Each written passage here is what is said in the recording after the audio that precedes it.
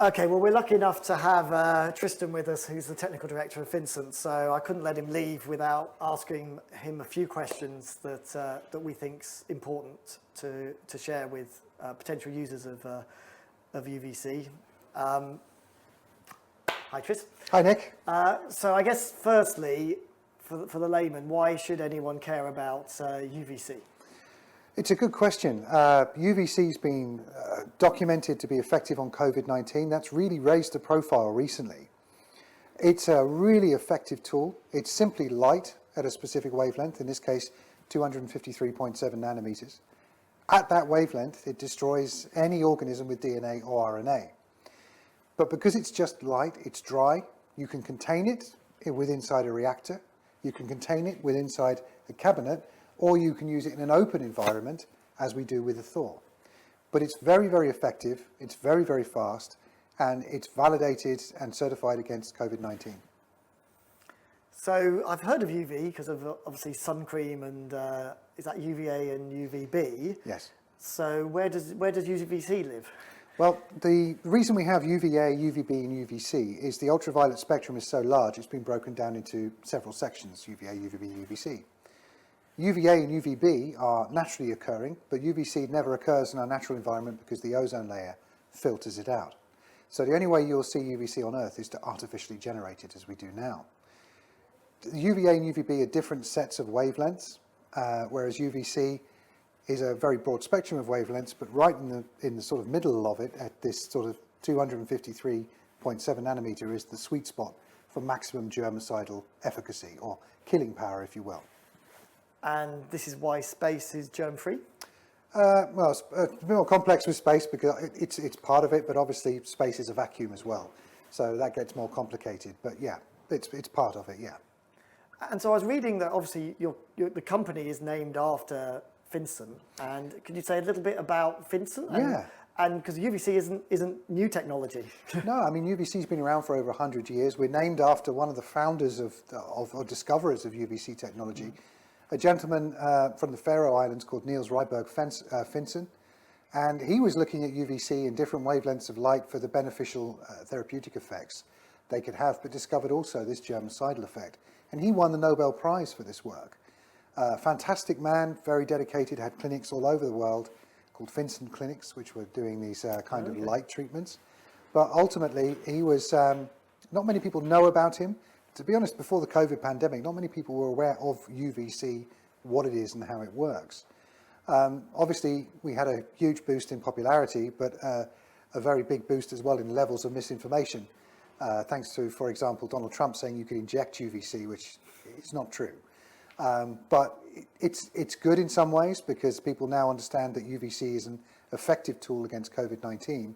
But in other ways, with COVID-19 being the focus, the other beneficial infection prevention properties of UVC are not necessarily being understood. They can be missed. UVC works on pretty much every organism with a DNA or RNA based base, and having that ensures that we can deal with all kinds of infections. We can deal with influenza, we can deal with MRSA, we can deal with sporicidal Clostridium difficile, we can deal with all kinds of organisms really, really effectively, that in some ways actually a lot worse than COVID-19. And harder to kill, because I think you're saying to me that actually in terms of a lethal dose, COVID-19 doesn't need as long as some of these other viruses. There's a lot of misinformation in the marketplace, and there's a lot of generic sort of headline-grabbing statements that are made by different companies. And that, you know, we can kill 99.999% of all germs. Well, from a UVC and a chemical perspective, that strictly isn't true, because different organisms require different levels of exposure to either chemicals or UVC to be destroyed. So when somebody says to you, and this is all to all your customers out there, if somebody comes to you with a technology and says, oh, we can kill 99.99% of everything, you say, well, 99.99% of which organism specifically? Show me the proof, show me the validation, show me the testing results, because there are a lot of headline sort of statements made that actually are very, very generic from a scientific and technical perspective. And as a designer, I guess it's important for. Can you tell us what frustrates you about the misinformation and maybe the other products out there? What things should we, the layman, watch out for to make sure they're buying something that does what they think it should do? It's an excellent point. And at Finsen, we've always been, or taken great effort to be as transparent, honest, clear, ethical and moral as possible. And for example, we can break that down a little bit to all your viewers or customers. The air systems, this is the Air 2000, and as I said in the presentation, it's called that because it processes 2,000 cubic meters of air every hour. Now that's critical it's no good if you want to have a safe room or a safe environment in a school or a business. It's no good just buying something that says it does filtration. You do need to sit down, you need to do the maths, you need to look at the volume of your room, you need to look at how many air changes you have every hour, and you need to make sure that you get the right product for you. And it can be multiple products to get to that level. But to put in a schoolroom, for example, where they just have a very small fan unit that potentially is only doing 0.25 air changes an hour, you're burning electricity ineffectively because that will have no real effect. And it offers also a false sense of security that isn't backed up by the performance of the device. For the chambers, for example, the key thing to understand there is there are plenty of things that we're not currently disinfecting that realistically in this new world, in this new paradigm shift that we've had post-COVID-19, that's highlighted the risk of transmission and the issue of global pandemics, then there are things that we need to be disinfecting that we're not disinfecting. And UVC in a cabinet form with enough power offers you the ability to have the speed, the performance and the efficacy to be able to integrate that into your everyday working system. But again, it's not a box ticking exercise. You need to make sure it's the right product for you. There are other products out there that claim you can put keyboards through, you can put phones through, but they all tend to be two-plane exposure or single-plane exposure and using mirrors. And that's okay to a degree, but the more complex the shape, the more complex the solution you need, or the more exposure you need, the more sides of that cube inside need to be on to be powered on. And obviously, you are the only company that offer the six-plane exposure. Six-plane exposure is our IP. It's something that we've been working with for over now 10 years. It's something we're really proud of. And the integration of that into chamber technology is absolutely key to dealing with complex shapes, for example, like keyboards, or things that are really difficult to get into and clean and get the angles around. Yep. We have the ability to do that. With UVC in-room systems, such as the Thor UVC system here, the issue with them is that there's a lot of systems out there that don't calculate the amount of UVC you need for that room. If you are going to terminally disinfect an area such as this, you need to map it. It's that simple. You need to scan it. And we have integrated on that system a LiDAR, which scans the room each and every time. And that enables us to calculate the right dose. Other systems in existence, for example, say, yeah, 20 minutes is enough, or 5 minutes there and 5 minutes there, or 10 minutes there. Other systems say, yeah, we measure the reflected dose. But that's a fallacy as well, because reflection of UVC changes surface to surface. So you're never sure if you're getting the right level of data back to prove and validate that particular cycle. Measuring is key. Shadow optimization within room systems is also key. You need to go over, you need to go under. There's a lot of systems that say, yeah, but you need to be mobile and move around on a mobile platform. But that's incredibly limiting and offers very minimal benefits because you're moving around, but you're running on a battery, so you're power limited and your time operation duration is limited. And it's all about power with UVC in-room disinfection. The amount of power you can generate for as long as you can dictates the performance and efficacy of your system. Furthermore, these systems claim you have to be mobile, but they're mobile in one plane. We're mobile in another. We go vertical, they go horizontal. That enables us to do the room from a much higher perspective, but also cope with shadows and furniture much better. And when you say power, what should we look out for? What's the minimum power to be effective? And that's a really, really good example of a really, really poor level of misinformation in the marketplace. I've seen manufacturers claim they have 2,000 watts of UVC energy. And that's not UVC energy, that is their power consumption to their bulbs. UVC takes electricity, takes energy to produce. Mercury vapor tubes, such as used on Thor, they run at about a 27 to 32% efficiency rating. So you only get the UVC 27 to 32% of the electricity you put in comes out as UVC watts. So there's a lot of companies out there say, oh, 2,000 watts. Other companies claim, yeah, we've got more power than everybody else without even quoting a figure. The simple thing is, to any consumers or customers or users out there, even if you have an existing UVC in-room disinfection system, go to your manufacturer and say, what do you produce in UVC watts, and show me the safety data sheet, or at least the data spec sheet, to show me how much power you generate. Because that's the watts actually within the bulb rather than actually just being delivered to the unit. Exactly. Yeah. That's a good spec sheet from one of our design partners and developmental partners is Signify, which is the UVC division of Philips. And they're on their spec sheets, they state electrical input and they state UVC output. And I guess the final thing also is the bulbs, because we've heard horrible stories about some Chinese imports just having blue LED bulbs, not UVC bulbs. So there's a lot of risks with the bulbs, and this is why we partnered with Signify very early on. They're the best manufacturer of UVC lights, and all three of these systems use Signify bulbs. UVC bulbs, if you get them wrong, they're going to go wrong in a big way. So I've seen UVC bulbs that are germicidal that have generated huge amounts of ozone, because they've not been quite at the right wavelength. They've dropped slightly too low and then started to generate ozone. What's the issue with that? Well, the issue with ozone is it essentially is a respiratory irritant.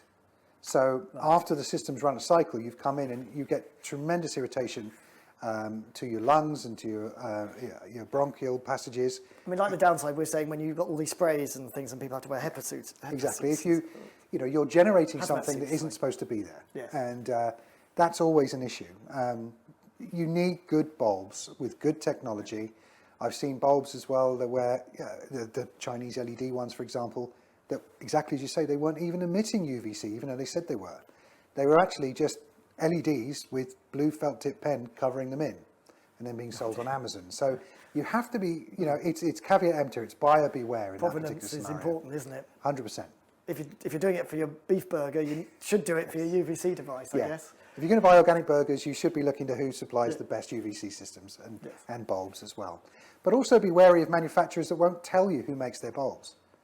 To the best of my knowledge, there are no UVC device manufacturers, because we're open about it. We don't make our own bulbs. Yeah. We partnered with Signify. But a lot of manufacturers take the name off, so you have to buy them from the manufacturers. We're open.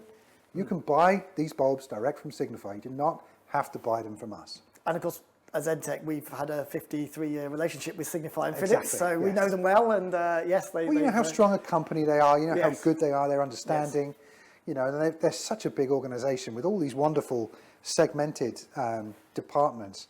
Their UVC division's fantastic. They really know what they're doing. They're using really high-grade tech to manufacture these bulbs, and it's really impressive, and there's more things to come from them, and we will be implementing those systems directly onto our devices ourselves. And I guess probably the final question from me, and thank you for your time, is so I'm seeing quite a lot of devices that either have UVC with a non-HEPA filter. So can you explain the benefits of a HEPA filter compared to a non-HEPA filter? And then also why does UVC become the perfect partner to a filter device? It's an excellent question, Nick. In all honesty, HEPA filters are very, very good on their own. Now, the difference between standard filters and HEPA filters, HEPA stands for High Efficiency Particle Arresting Filter. And then they're classified into certain levels of performance. Yeah. We fit the highest performance to this one. We fit H14, which captures down to 0.3 microns. That's very good on its own. And that's effectively like a filter that purifies. Yeah, it captures any particles in the air, including virions, bacteria, and those kind of things. However, by coupling that with UVC, with our UVC reactor in the Air 2000 or the Air systems, that enables us, it's belt and braces. We're harnessing two known fantastic infection prevention technologies, and we put them together to work in a complementary nature. And that means that whatever comes at us for the future, we can deal with what's around now really, really well. The UVC kills the COVID-19, and the HEPA filter captures the dead particles already, remnants or leftovers from it. But we're building these systems for the future. We're not just building them for now. So anything that comes at us in the future, by over-engineering and combining these two complementary technologies, we're really, really confident we'll be able to deal with it with our existing technology straight away. And I mean, the scary thing that I've been thinking about in terms of either air conditioning or any sort of filters, that unless you've got something like UVC that's keeping them clean, those become germ magnets. And it's a risk for the people that can clean them. And of course, human nature being what it is, unless it's really accessible anyway, it's probably likely these things aren't being cleaned as much as we'd like. The problem Is with that fair? the problem with air conditioning and ducting is accessibility. If you want someone to clean it, they've got to get a ladder, they've got to come in, or an engineer's to come in. So it's those kind of things. The nice thing about these devices is being self-contained. They're easy to maintain. They're quick to get to. There's no access issues, and they're self-cleaning by the combination of HEPA and UVC. The most important thing with all of these things is that they are useful, that they're validated. And to any consumers out there, again, it's caveat emptor. Ask those questions. Ask for the validation. Ask for the proof. Check the manufacturer out. Make sure they're the right kind of manufacturer. Check their service. Check their support. And, make sure that the salesman isn't going to make the sale and just run away.